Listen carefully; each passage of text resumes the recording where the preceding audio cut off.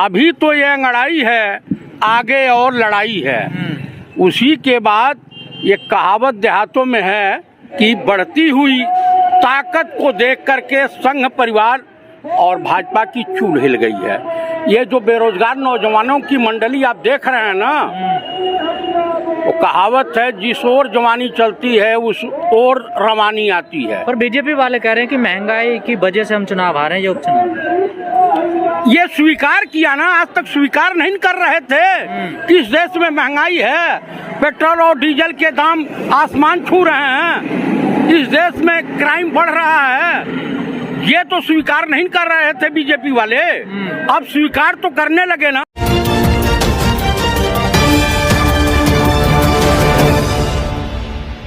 पंजाब और गोवा आज प्रदेश बाकी हैं।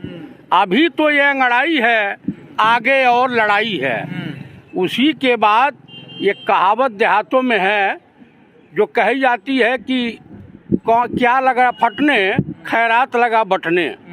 इतना भयभीत हो गए है भारत सरकार, माननीय नरेंद्र दामोदर दास मोदी जी की सरकार, और संघ परिवार की विचारधारा इतनी घायल हो गई है कि 5 रुपया पेट्रोल और 10 रुपया डीजल कम कर दिए हैं। इनके पैर उखड़ चुके हैं। कांग्रेस वापसी कर रही है क्या? आपको इसमें कोई शक है क्या? उत्तर प्रदेश की गोरखपुर की भीड़ देख करके देखने के उपरांत योगी जी इतना भयभीत हो गए हैं कि गोरखपुर कमिश्नरी से कहीं से चुनाव लड़ने की हिम्मत नहीं जुटा पा रहे हैं। चुनाव तो अखिलेश भी नहीं लड़ रहे, मना कर दिया उन्होंने। भाई अखिलेश मेंबर ऑफ पार्लियामेंट है और वो चुनाव नहीं लड़ेंगे, पूरे प्रदेश का दौरा करेंगे। श्रीमती प्रियंका गांधी वाड्रा पूरे प्रदेश नहीं पूरे देश का दौरा करेंगी, वो भी चुनाव नहीं लड़ेंगी। उसके बाद माननीय राहुल गांधी वो पीएम के दावेदार हैं। रही बात ये कि उत्तर प्रदेश में कांग्रेस की बढ़ती हुई ताकत को देख करके संघ परिवार और भाजपा की चूल हिल गई है। ये जो बेरोजगार नौजवानों की मंडली आप देख रहे हैं ना, वो कहावत है, जिस ओर जवानी चलती है उस ओर रवानी आती है। पर बीजेपी वाले कह रहे हैं कि महंगाई की वजह से हम चुनाव हारे हैं, ये उपचुनाव। ये स्वीकार किया ना, आज तक स्वीकार नहीं कर रहे थे कि इस देश में महंगाई है, पेट्रोल और डीजल के दाम आसमान छू रहे हैं, इस देश में क्राइम बढ़ रहा है। ये तो स्वीकार नहीं कर रहे थे बीजेपी वाले, अब स्वीकार तो करने लगे ना कि इस देश में महिलाओं का चीरहरण हो रहा है, उन्हीं के लोग कर रहे हैं। किसानों का शोषण हो रहा है, उन्हीं के लोग कर रहे हैं। किसानों को थार जीप से रौदा जा रहा है। भारत देश के गृह राज्य मंत्री अजय मिश्र उर्फ टैनी का पुत्र रौंद रहा है। इसको स्वीकार कर रहे हैं ना, अभी धीरे धीरे क्या क्या स्वीकार करेंगे। साथ दूरबीन से देख रहे हैं, गुंडे मिले ही नहीं यूपी में। हाँ, वो कहावत है ना, दीपक तले अंधेरा, और दीपक तले अंधेरे, दीपक को अपने नीचे नहीं दिखाई देता है कि कितना अंधेरा होता है। उसी तरीके से वो दिमागी रूप से विकलांग हो गए हैं। कौन? अमित शाह, गृह मंत्री, भारत सरकार। तो कहाँ है गुंडे? अब यूपी छोड़ के तो भाग गए। कहाँ भाग गए? गोरखपुर में जो व्यापारी की हत्या हुई थी, वो गुंडे कहाँ से आए थे? थारदीप से कुचलने वाला वो गुंडा कहाँ का था? अजय मिश्र टैनी तड़ी पार के साथ रहता है, वो गुंडा जो तस्कर रहा है, जो हत्यारा रहा है, जो व्यभिचारी है, वो गुंडा उनको नहीं दिखाई देगा। बीजेपी वर्ल्ड रिकॉर्ड बना रही है, 9 लाख दिए जला रही है। आपको तो गर्व होना चाहिए। वो अपने बाप के घर से जला रहे हैं, जो नौटंकी जाके केदारनाथ में चाँप रहे हैं, जो जा करके ये ड्रामा फैला रहे हैं कि बड़ा ही जगत गुरु आदि गुरु शंकराचार्य के बड़े भक्त थे। ये आरएसएस वालों से बड़ा गद्दार देशद्रोही इस देश में कोई संगठन नहीं है। कौन है देशद्रोही?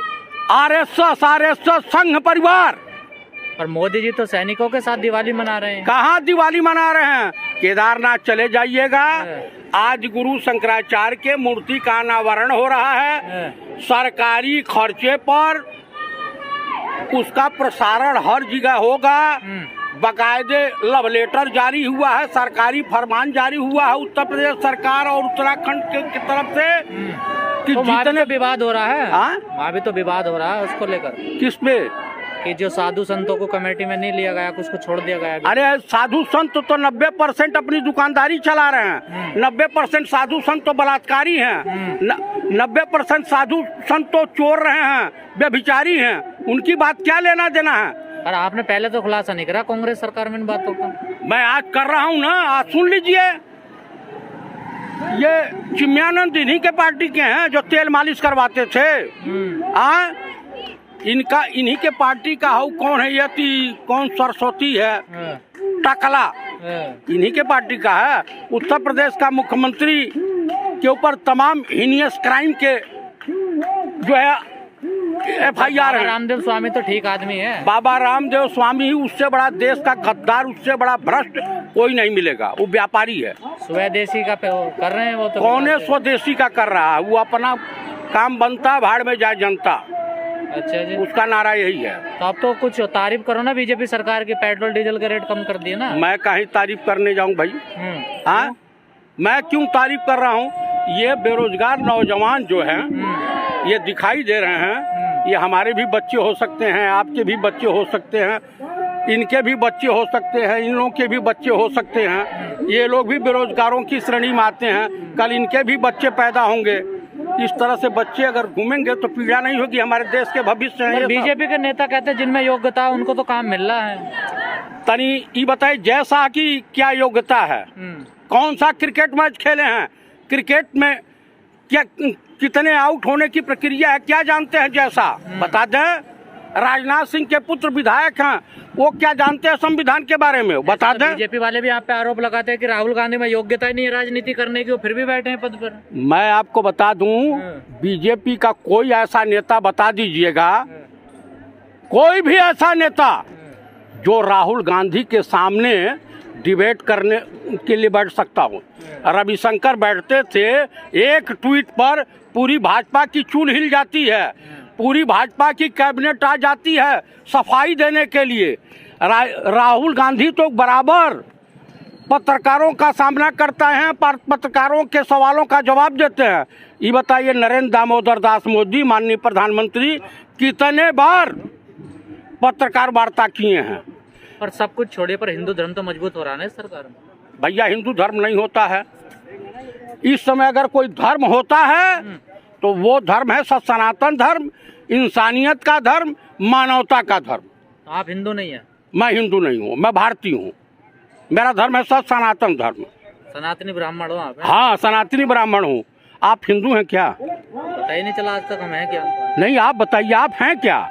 हमें तो कुछ भी कहते हैं लोग। क्या कहते हैं? देशद्रोही भी कहते हैं आप जैसे लोग। हाँ, तो हमको तो देशद्रोही कहते हैं RSS वाले, बीजेपी वाले। तो आप हमारी श्रेणी में? RSS में थे पहले, गोरखपुर से तो आते हैं। किसने कह दिया कि मैं RSS में था? लोग भैया, हमारा नारा है, इकबाल साहब का सुने हैं, ना हिंदू बनेंगे ना मुसलमान बनेंगे, इंसान की औलाद है, इंसान बनेंगे।